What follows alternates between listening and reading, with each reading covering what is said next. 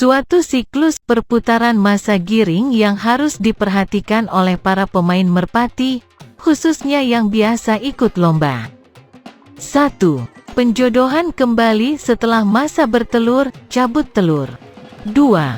Biasanya merpati akan kembali mulai kawin setelah 2-3 hari seusai cabut telur 3.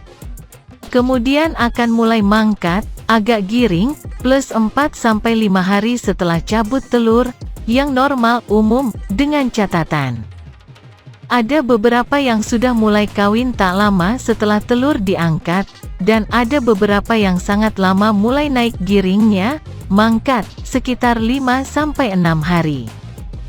Hal ini biasanya disebabkan oleh kurang seringnya merpati tersebut kawin, bisa disebabkan oleh bermacam faktor. 4. Naik giring, mangkat, biasanya umumnya sekitar 5-6 hari setelah cabut telur.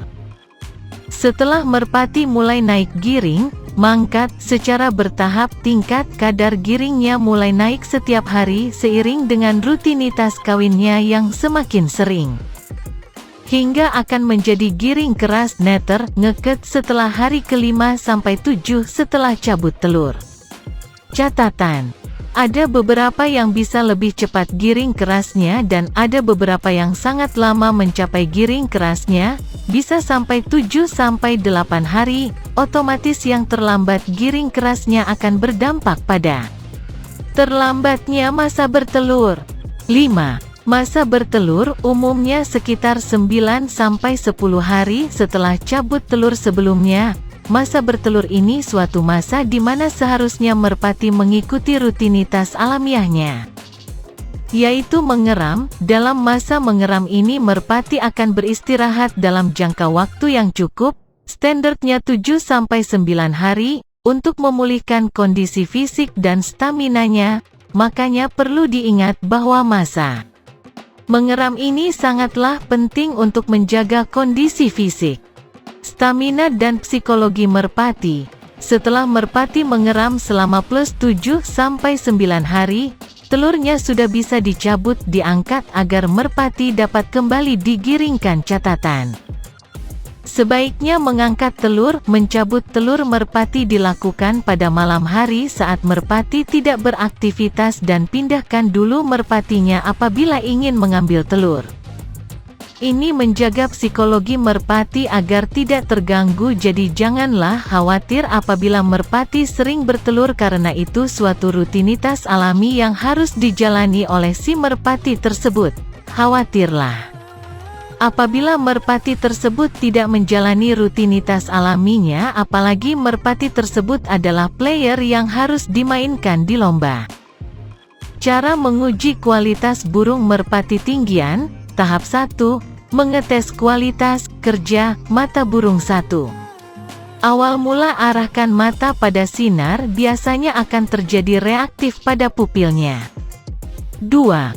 Lepasan satu burung nitik digeber 3/4 sekali, jadi bisa pada cuaca panas juga mendung. 3.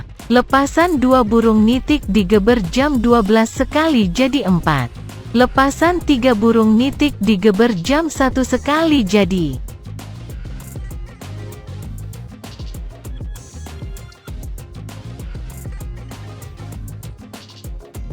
tahap 2. Mengetes kualitas kerja mental burung dan otak kecerdasan 1.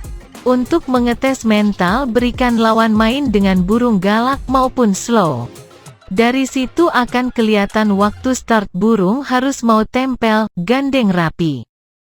Kemudian waktu landing mental burung yang bagus akan terlihat seperti kejar-kejar anstut seakan tidak mau didahuluin. 2.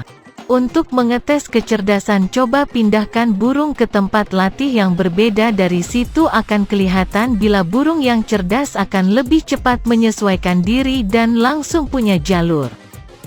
Berikutnya kemampuan trik fighting. Biasanya burung yang cerdas memiliki skill, karakter, style, ciri sifat khas atau trik fighting tersendiri dan juga berlainan.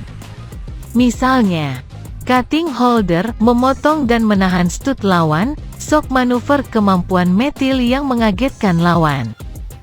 Start upper, ciri burung untuk gandeng gantung di atas lawan ini favorit saya karena punya stud double dan juga sering bikin drop mental lawan.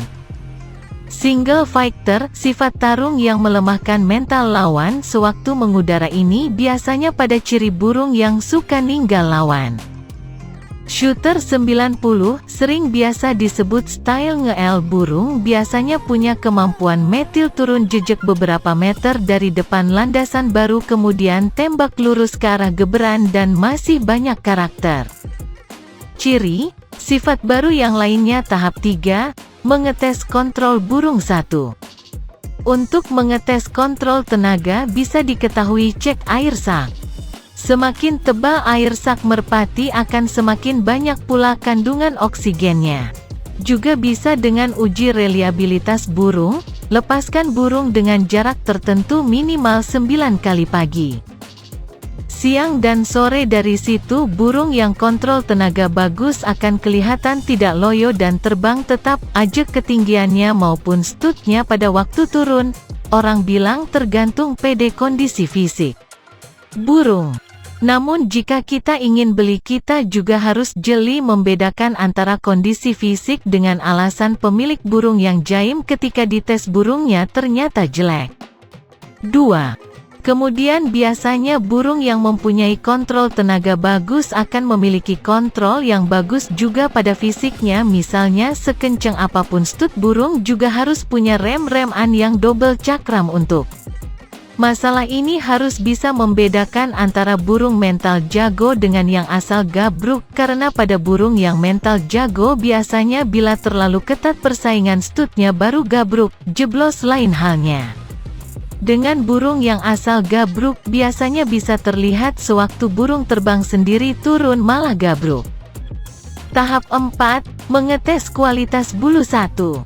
Hal pertama yang mesti dilakukan ialah mencelupkan burung ke dalam ember berisi air. Burung yang bagus biasanya sulit sekali untuk basah pada bulunya karena menandakan lapisan lilin pada bulu burung sangat tebal. Fungsi lapisan lilin pada bulu merpati sendiri ialah untuk menjaga keseimbangan tubuh burung ketika terjadi pergesekan dengan angin sewaktu burung turun. Dan juga mampu menetralisir suhu udara. Semoga bermanfaat. Salam merpati lovers.